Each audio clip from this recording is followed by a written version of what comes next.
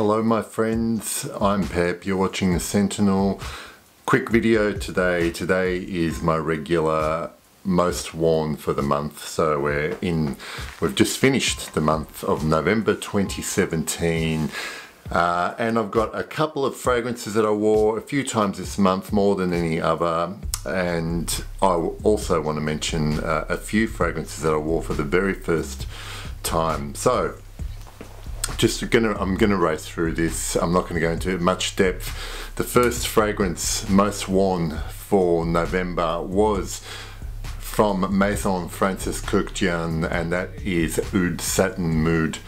This is going to end up being a full bottle for me eventually, one day, someday. But I have just been quite blown away by this fragrance. It is just this beautiful combination of oud, vanilla, rose, and monster performance, perfect projection, and it's just so beautiful,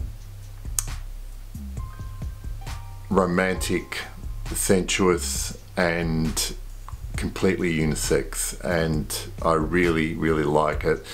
I've got a review of this one which I'll leave a link to.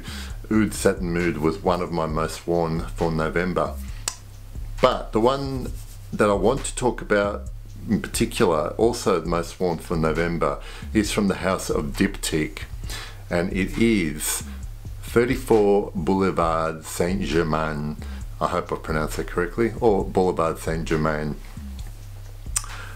Apparently the story behind this particular fragrance was that it was created inspired by all the smells that were emanating from the actual Diptyque shop front on 34 Boulevard Saint-Germain.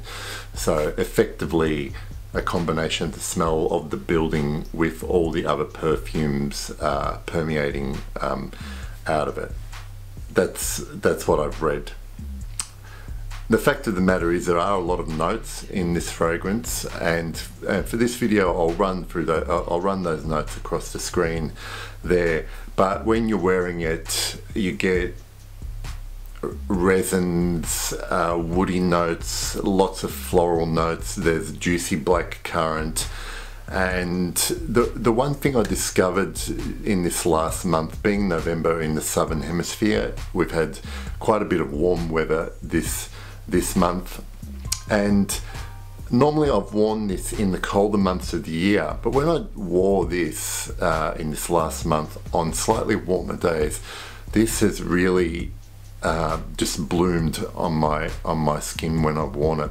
Again, it's completely unisex fragrance. Some might say it probably leans a little bit feminine, but for me this just works beautifully on my skin, and in particular on warmer days. So you're looking at the house of Diptyque.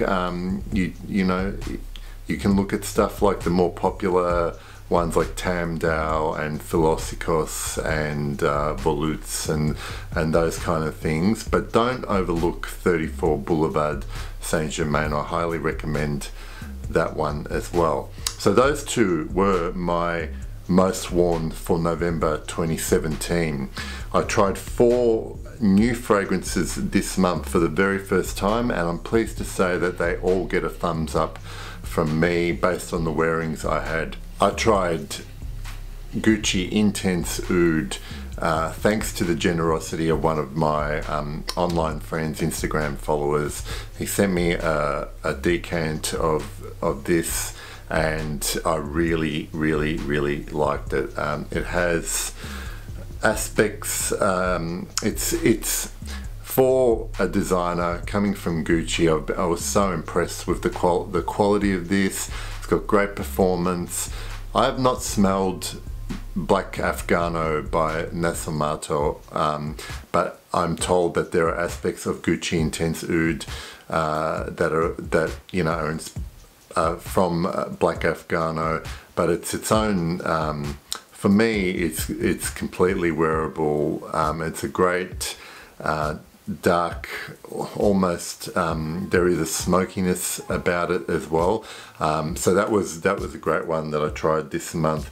I also tried, because of a recent collaboration video with Lauren from Lola Scents, by Killians Intoxicated, and I was very impressed with that. It's beautiful. There's this beautiful coffee note. It's to me it's a wonderfully done gourmand. There are aspects of it that remind me of Amen pure malt as well, but it's its own thing, and it smells quality. The only issue I have is whether I would ever pay for a full bottle of by Killian. That was very nice.